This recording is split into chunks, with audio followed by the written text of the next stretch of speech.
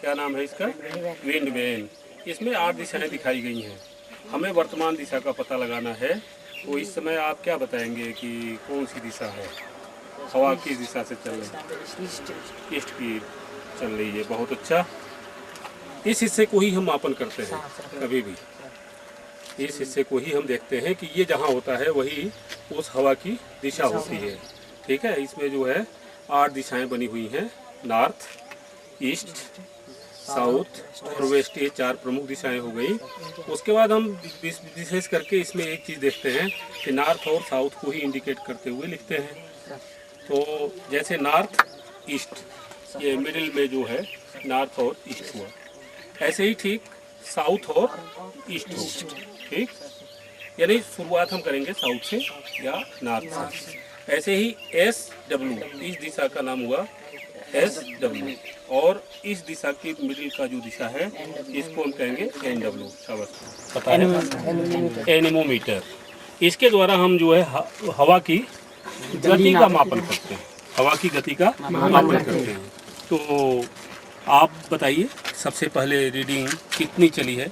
आप इधर जाएं, अंकित तिवारी, और बताएं इस समय की यूनिट क्या है? 53,770.8। 53,770.8।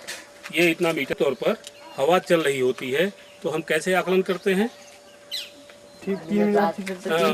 सबसे पहली रीडिंग लिख लेते हैं, उसके बाद 3 मिनट बाद दूसरी रीडिंग करते हैं।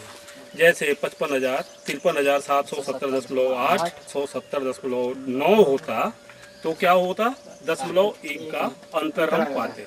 तो चूंकि हवा चल रही है 53,770.8 पहले था, 53,770.8 इस समय भी है, इसलिए हवा काम, CALM, काम का करके हम लिखते हैं। काम मीन्स शांत, हवा शांत है। ठीक है। ठीक, बादलों का आकलन करते हैं। ये कुल बादल कितने हिस्से हैं? कुल आसमान को हम 8 भाग में बांट लेते हैं। ठीक है, 8 भाग में बांट लेते हैं। तो अब हम ये देखेंगे कि अनुमान लगाएंगे कि कुल कितना बादल दिखाई दे रहा है चारों तरफ। हम इस चीज को देखेंगे। 4 भाग बादल नहीं है। अनुमान आप लोगों का गलत है। आप देखिए उत्तरी हिस्से में एक हिस्सा बादल होगा मुश्किल से। पश्चिमी तरफ नहीं कम है, टुकड़े टुकड़े में बादल है थोड़ा सा। एक हिस्सा इधर हो गया, और बाकी हमारे दक्षिणी और पूर्वी हिस्से में कुछ बादल हैं जो आ रहे हैं, और फोक की स्थिति हो रही है। इस वजह से हमें पूरे बादल दिखाई भी नहीं दे रहे। ठीक है। तो फिलहाल हम इसको 3 भाग बादल मानते हैं। इस 3 को हम क्या कहेंगे? 3/8 नहीं, 3 आक्टा। आक्टा मीन्स 8, तो 3 आक्टा बादल है। ठीक है। अब इसके बाद इन सारे डाटा को लिखने के बाद अब हम ये अनुमान लगाएंगे कि मौसम कैसा है। क्या इस समय वर्षा हो रही है? नहीं। ओले पड़ रहे हैं? नहीं। क्या हो रहा है? बिजली कड़क रही है? नहीं। आसमान साफ है? धूप है? तो लगभग क्लियर की स्थिति है।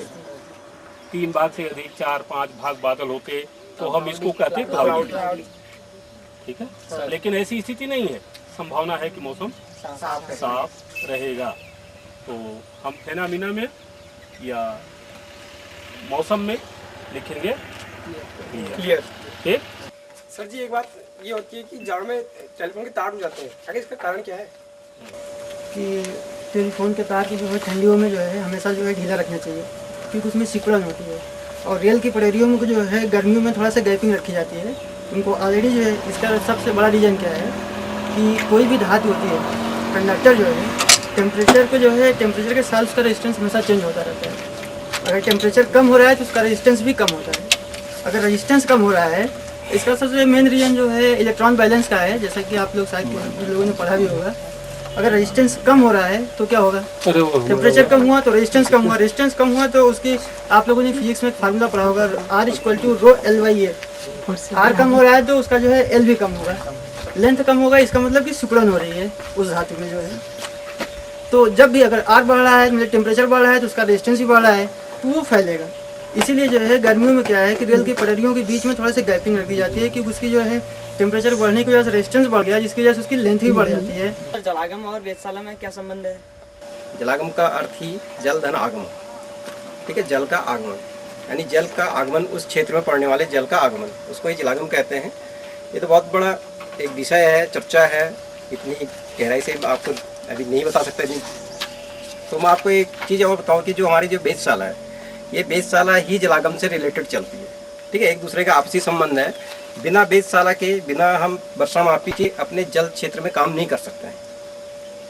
और जो भी हमारे कार्य हैं, चाहे हमारा वनीकरण का है, क्योंकि ये जलागम जो चल रहा है, पिछली बार भी मैं कई बार यहाँ पर आकर के वेधशाला के डाटा ले गया हूँ अपने रिसर्च के, अपने अध्ययन के लिए और अपने डिजाइनिंग के लिए, क्योंकि बिना रेनफॉल डाटा के हम कोई भी स्ट्रक्चर नहीं बना सकते हैं, कोई भी डिजाइनिंग नहीं कर सकते हैं, ठीक। तो इसमें अभी आप बताओ, जो हमारे जल स्रोत सूखते जा रहे हैं, इसका कारण क्या है कि वर्षा का कम होना। तो हम